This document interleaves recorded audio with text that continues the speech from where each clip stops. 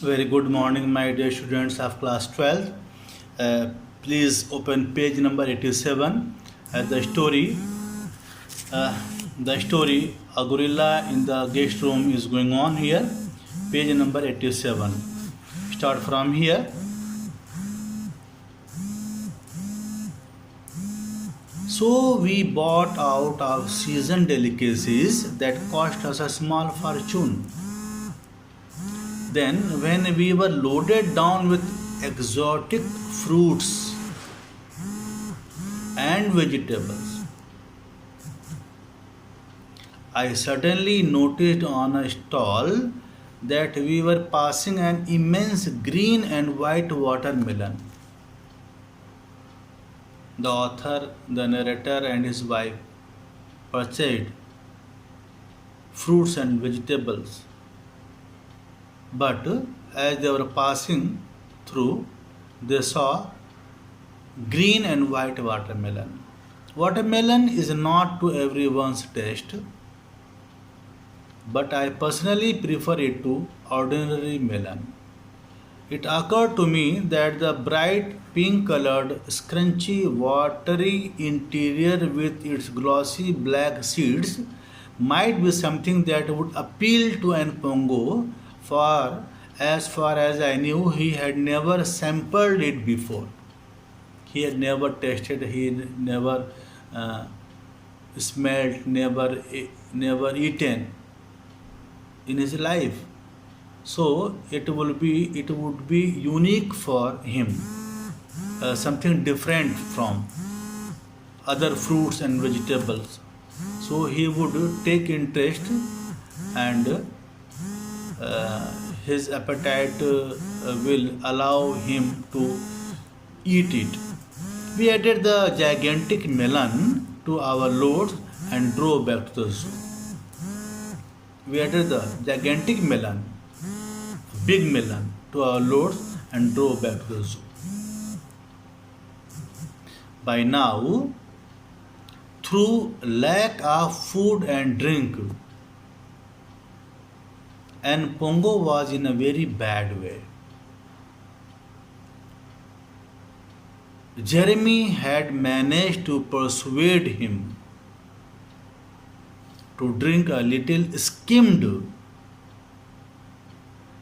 milk, removed cream, skimmed milk, by the subterfuge, dishonest way of behaving, cheated, by cheating way, by the subterfuge of rubbing a disprin on his gums, on Npongo's gums. The disprin, of course, dissolved rapidly. Disprin, tablet medicine. The disprin, of course, dissolved rapidly, and the taste not being to his liking. He did not like the taste. And Pongo was only too happy to take a couple of gulps of the milk to wash out his mouth. Two gulps of milk and wash out his mouth. Did not drink the milk, the skimmed milk. One by one, we presented him with the things we had obtained in the market. And one by one, he viewed them with an apathetic glance, passionless glance, passionless look. He refused the hot house, a heated room for drying green ware. Hot, hot house, hot house. He refused the hot house, grapes. A heated room for drying green ware.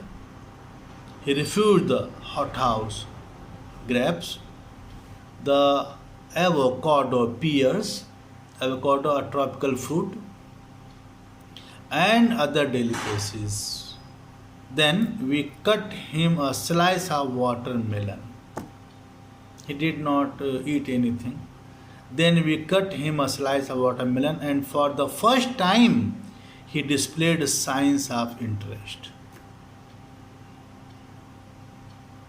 It seemed that he liked watermelon. He he pushed the slice with his finger and leaned forward to smell it carefully. The next minute, he had the slice in his hands, and to our great delight, we were very happy started to it when he started to eat. We thought that at least he liked watermelon, but we did not become too jubilant, too much excessive happy, jubilant. Did not become too jubilant, for we knew that the watermelon contained practically no nutriment source of nutrition. Practically nutriment, no nutrition, but at least it had aroused him interest in food again.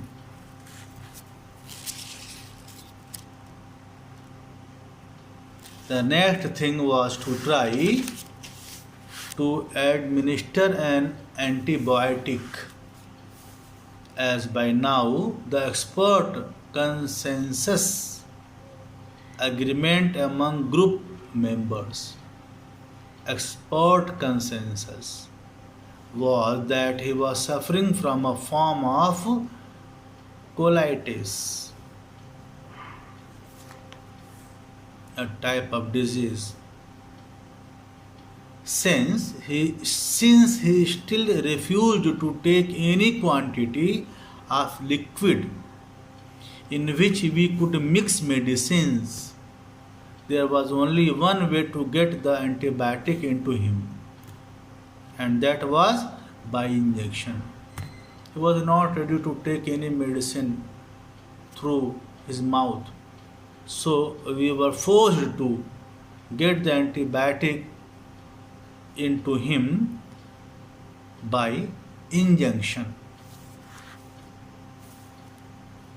We enticed,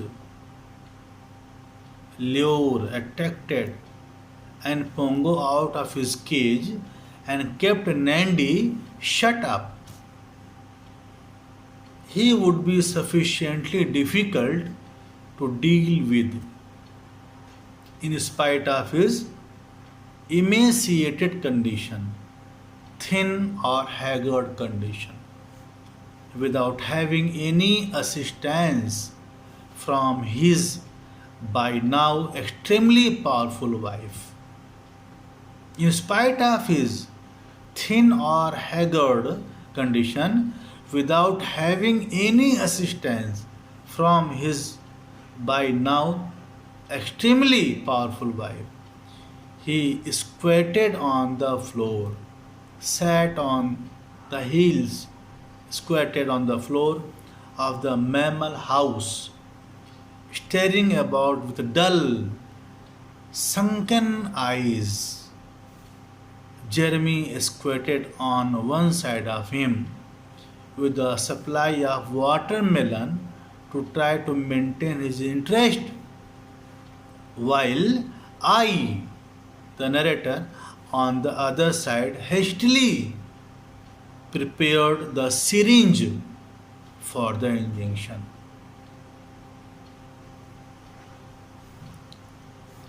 And what happened after that, you will study in my next and last video of this chapter. Thank you so much, students.